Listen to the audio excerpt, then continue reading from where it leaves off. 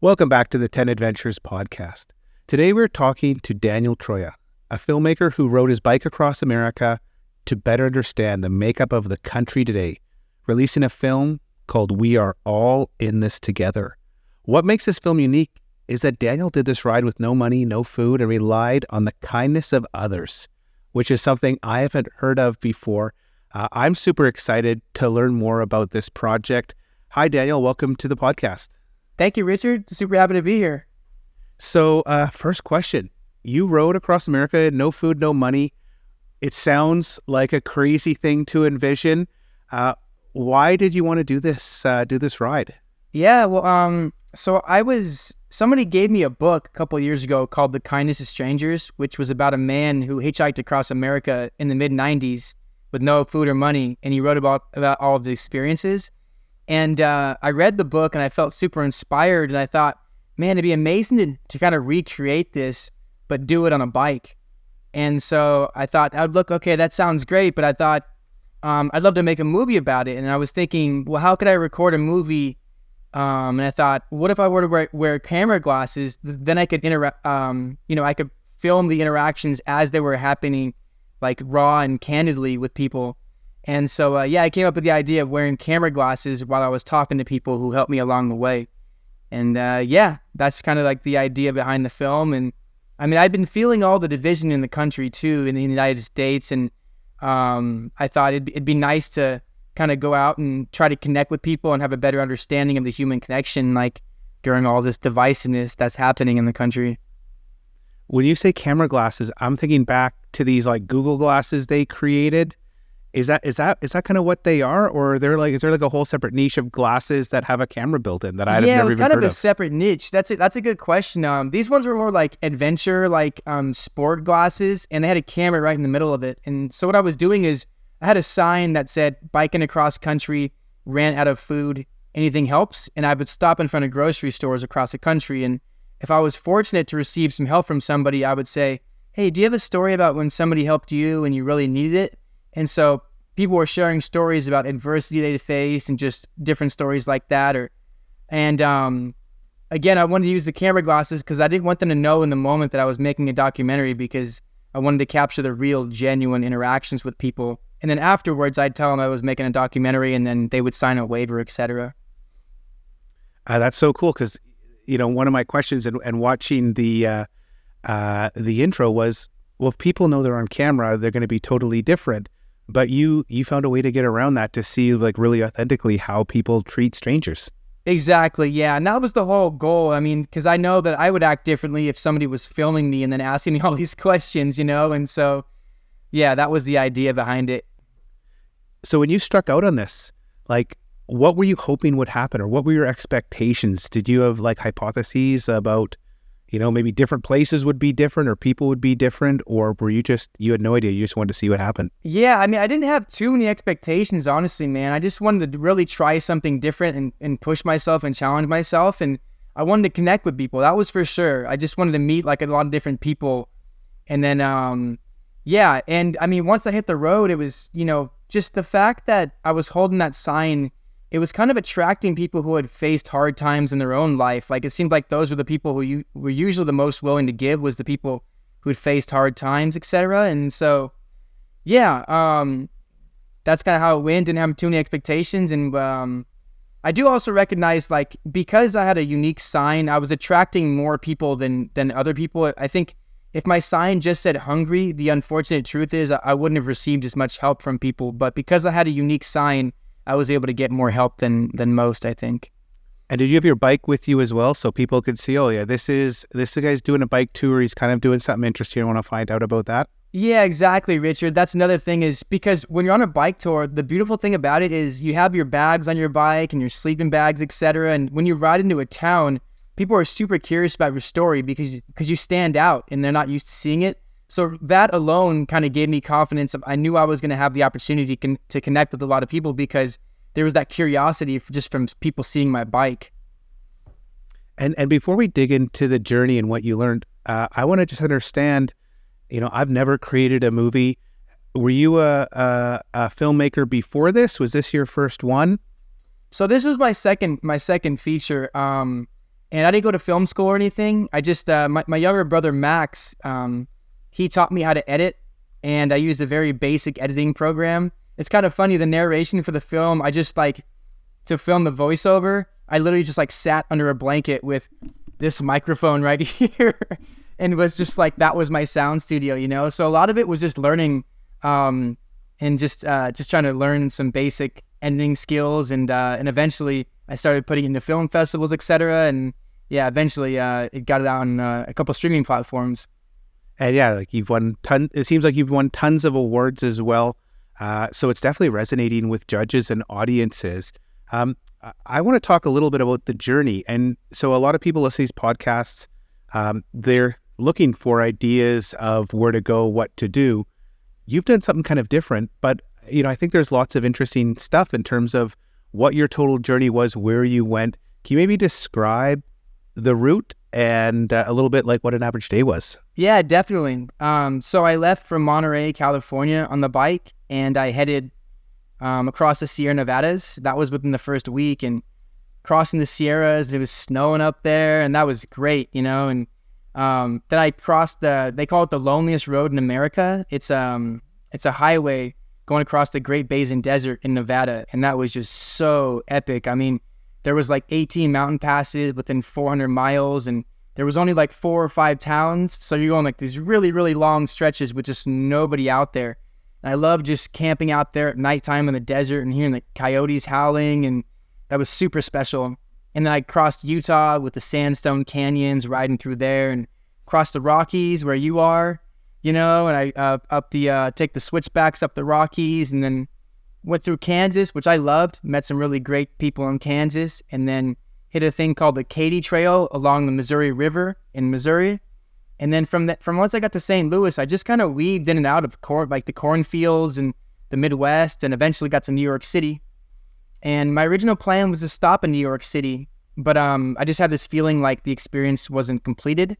And so I did some hitchhiking from New York to Montana, and then rode through Montana. It was already snowing up there in October, and got down to like 13 degrees at night a couple nights, and was definitely super cold. And then crossed Idaho, Oregon, came back down to California, and the whole journey was 7 months. So yeah, really beautiful experience. It was a really great way to see the country. I mean, because when you're on a bike, I mean, you're really interacting with the people in the towns that you're riding through. And I mean, when you're going through the Rockies on a bike, I mean, you really get to know the Rockies because you're using your body to cross the Rockies. And so it's a great way of connecting with nature too. So how do you manage, eating, sleeping, showering with no food, no money? Maybe describe how that works, not to advocate people just rock up and go with nothing, but how did you make it work? Yeah. So I always like to recognize just the privileges I had to even start, to be able to do this, because a lot of people aren't fortunate enough to be in a privileged position to be able to just leave with no food or money. So, so basically I read a book on dumpster diving before I left. It was by an environmental activist named Rob Greenfield, and he did some dumpster diving across the country. And so I knew that was going to be a backup option if I couldn't get any help with food from people. And I couldn't believe how much food was getting thrown away behind dumpsters. I'm talking like literally dumpsters full of food that was still good. So that was a huge portion of the food that I was getting was just from dumpsters. And every couple of days I would stop in a different town while riding, and I would have my sign out in front of grocery stores, and I felt super grateful to be able to receive help from people as far as getting food. The sleeping situation was, I was stealth camping the whole time, which is basically camping in areas that's more like public areas. I never went on anybody's like private property, but a lot of times I was sleeping in like baseball fields because there was the dugouts out there. And so the dugout would give me a place to hide out and gave me shelter from the rain. And usually there was a hose. So like you had fresh water source, so I could cook my pasta, etc.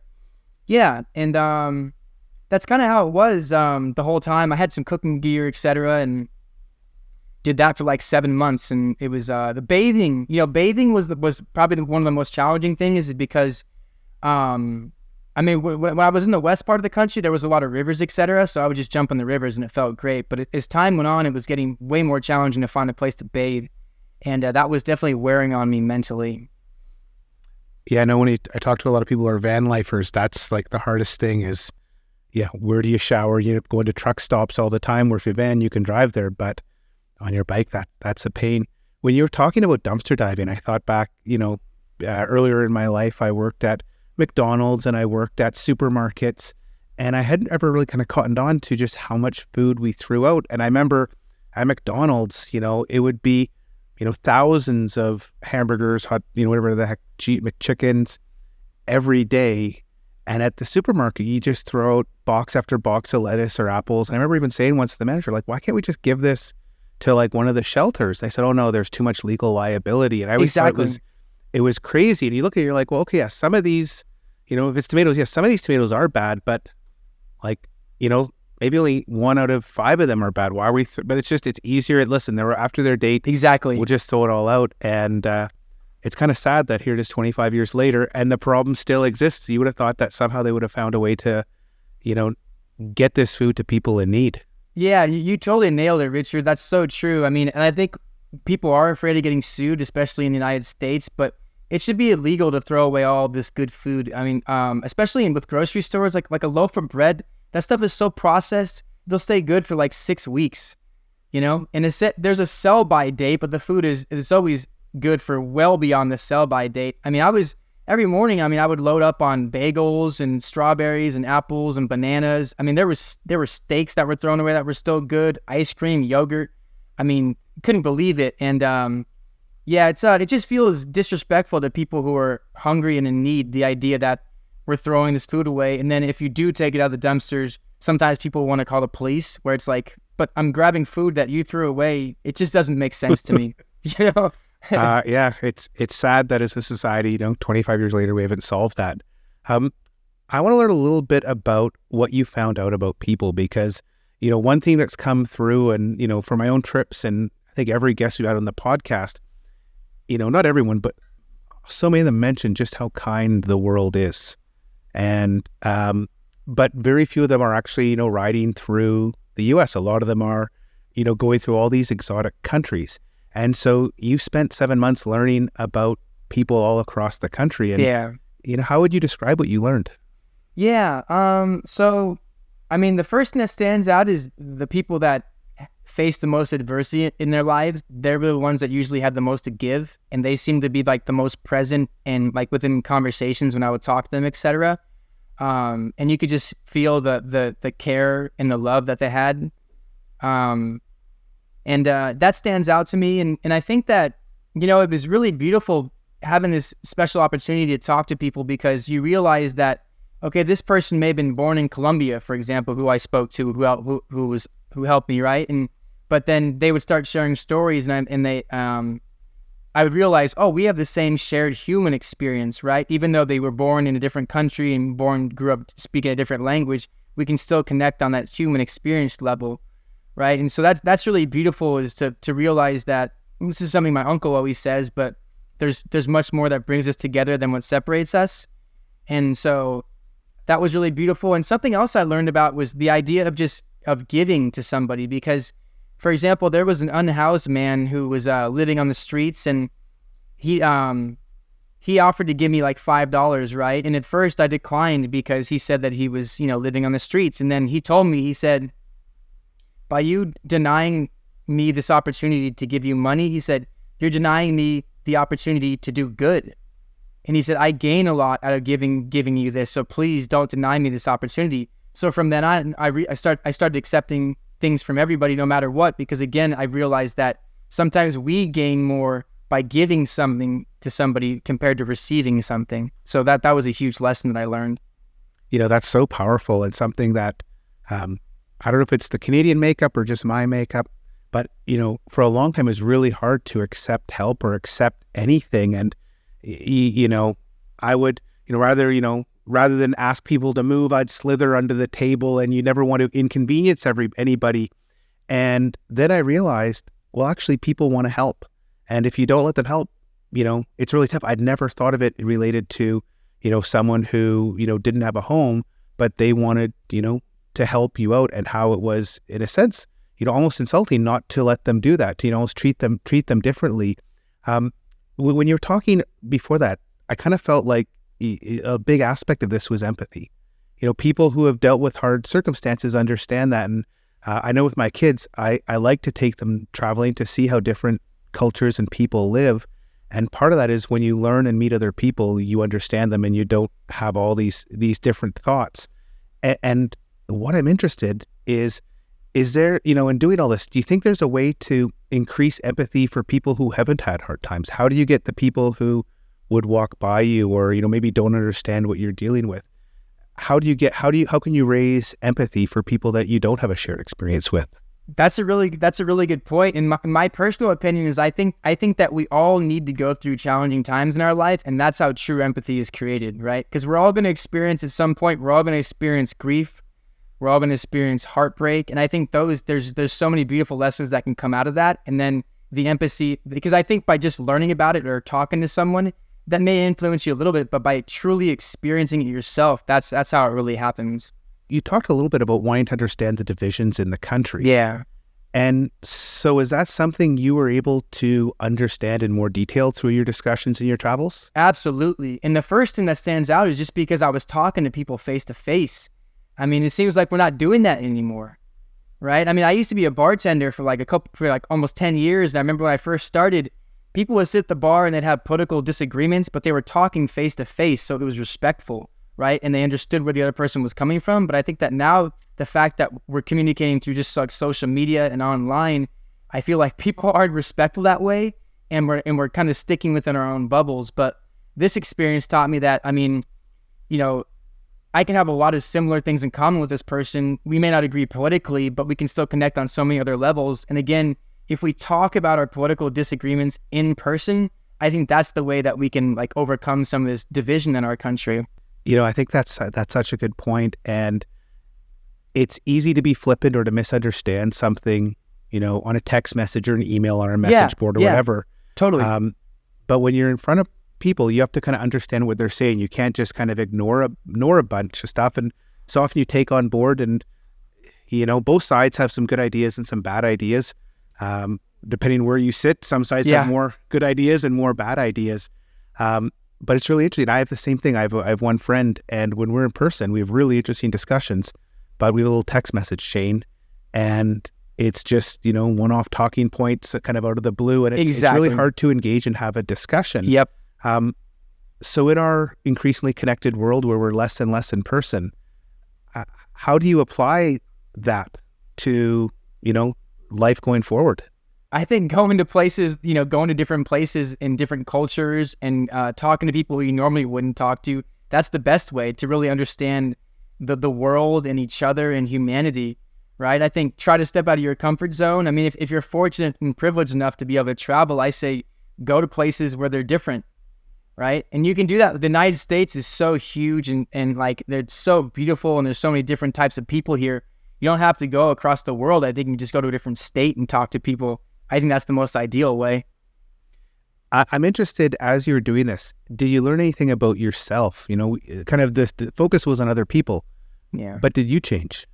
Yeah, for sure. I mean, the thing that stands out the most is I just realized how fortunate I am to have had so many opportunities. And just like, I was just born into that. Like, for example, there was a person I met in East St. Louis, right? Which had, there's not a lot of opportunities there. And this person in East St. Louis was just expressing how dire the situation was for him. I mean, he was, unhoused, living under a bridge. He'd been, stabbed, and like, he just had no hope. He was 24 years old and he was already talking like his life was over.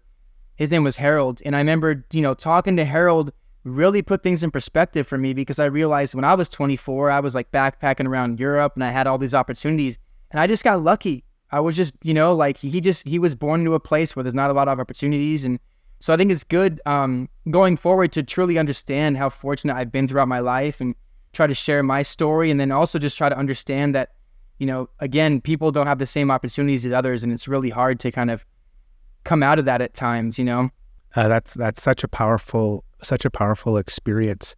And so taking away this experience, like what's your biggest takeaway? How can this improve, discourse in the United States, how people relate to each other, make the country a better place? Yeah, I think my biggest takeaway is every day, like we have this super special opportunity to like show up for someone, right? And because there was times, especially towards the end of the 7 months I was on the road, where I just really needed to be seen and acknowledged by a person. It wasn't even about food or money, but it was about the lifestyle I was living was so like, it was really starting to wear on me, right? And so I was kind of closing in some ways, right? And there was an unhoused person named Gary, right? He was living on the streets, and Gary picked up the energy I was putting out there, and he stopped. I wasn't even holding my sign. Gary came up to me, asked if I was okay, right? He ran across the street, bought me a bag of groceries with his food stamps, and I didn't need the food, but what I did need was someone to see me and acknowledge me. And I'm just telling that story because Gary taught me that every day we can show up for someone, and it may not seem like much to us, but for the person you're showing up to, it could literally change their lives. And Gary changed my life that day. And so I think that's so beautiful. And it's something I've been thinking about is I've been sharing this with other people is so many things feel overwhelming in the world right now, right? And out of our control. But the thing that we can control is how we treat each other. And that's what's really beautiful. I mean, we can do that now. We can start right now. Wow, what a powerful message and statement. I want to talk a little bit about your film. I mentioned earlier there's been an incredible reception. Can you maybe just describe some of the reception at the different film festivals? Yeah, so it's really beautiful, man, because like this film features a bunch of different people. And so I feel like anytime that the film is recognized at a film festival, it's like the people who reached out to me and helped me, they're being celebrated through these film festival awards. So yeah, it's been, I mean, probably the biggest honor so far has been it got selected for the it was called the Peace Film Festival. It was the World Peace Film Festival, and that's like, dude, what an honor, you know. And some of the other things: best humanitarian film at the San Francisco Film Festival, best inspirational film at the New York International Film Awards. I think it was like best feature documentary at the Chicago International Indie Film Awards. And again, just like anytime it receives any kind of accolade, I just think, man, like this story was created by the people who I met, you know, and so they're a part of all of these awards, which is super special. And so you mentioned it's on a couple streaming platforms. Can you maybe share where people in the US, UK, Canada, Australia could watch it? Absolutely. Thank you for asking. So it's streaming on Apple TV, Amazon Prime, and Google Play. Excellent. There's opportunities if you've got a streaming platform to watch this.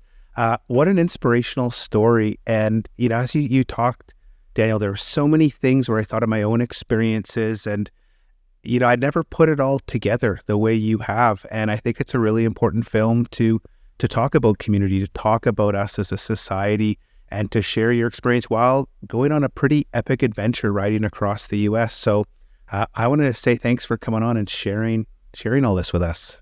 Yeah, it's my pleasure, Rich. I really appreciate you giving me the platform to speak about it. And if people want to follow along, learn more about the film, learn more about you, is there a way, you know, website, social media that they can follow? Definitely. There's two things. Thank you for asking. So the first one would be my website. And this is where you can watch the film on my website as well. It will take you to the link where all the other platforms are. But also you can read more about the film, right? And so it's weareallinthistogethermovie.com, right? And then also social media-wise, I'm going to be showing this film, having live screenings of this film, and we're going to be raising money for different homeless shelters across the country. So if you'd like to be involved in that or even come to one of the showings, my Instagram page is _travelin. There's no G in it, right? Travelin _dude. Yeah. What an appropriate Instagram handle. I actually had one more question. So you've done this incredible film that audiences and critics are loving. Are you already thinking about the next film or the next thing you want to tackle? Yeah, definitely. I'm actually currently putting it together. It should be out in April. So my next film is called The Child Within, and this is about finding the thing that makes you feel like a child again, right? And kind of capturing that wonder again. And for me, it's riding my bike. So for this film, I rode my bike across Europe, and try to recapture that wonder that I used to feel as a child. You know, I can't wait for that, because actually one thing I find, so I'm in my mid 40s, And so many of my friends, they've lost this sense of like joy for life. And you just kind of see it. And all of a sudden discussions are about TVs or, consumer durables. And there's no excitement or passion. And I only have a couple of friends left that kind of still are amazed by the world and excited by the world. And I don't know what happens because I still have this sense of wonder. So I'm super interested to watch that one now. So have you back once that one's released. Thank you. Definitely. Yeah. Looking forward to sharing it. Definitely. Excellent. So I'll put links to those because those were some long URLs and social handles. I'll put those in the show notes and a link to the movie, and urge everyone to go out and give this a watch. It's a really important movie about how we can all, come together as a society. Yeah. Thank you, Rich. I really appreciate you doing that. Thank you. Excellent. All right. Thanks, Daniel. And thanks, everyone, for listening to this episode of the 10 Adventures podcast. We'll be back next week to explore the world and hear about more epic adventures.